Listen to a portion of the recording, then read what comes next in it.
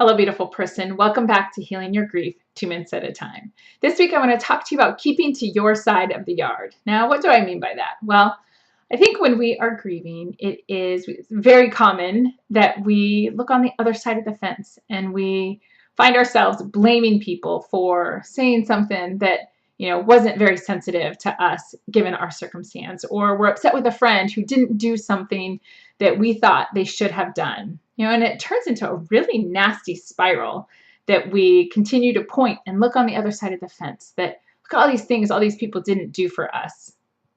And I think part of that too is the challenge when we are grieving, that the world continues to move on even though we aren't ready to move forward. Next week is going to be Thanksgiving for everyone. And I'm hoping that by learning how to keep to our side of the yard this week, maybe we'll make Thanksgiving a little bit easier to handle next week. So how do we do this? Well, ultimately, it is our job to plant our own garden and to feed our own soul.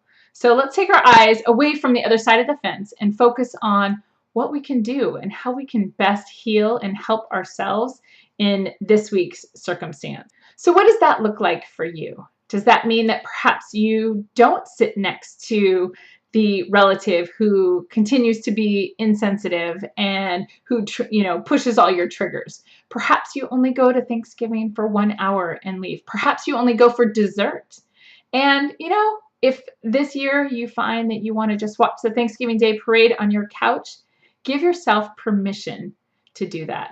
I think your healing process and your grief journey will go so much smoother if you are authentic with yourself and you are truthful with yourself and you allow yourself to garden your yard the way it needs to be gardened.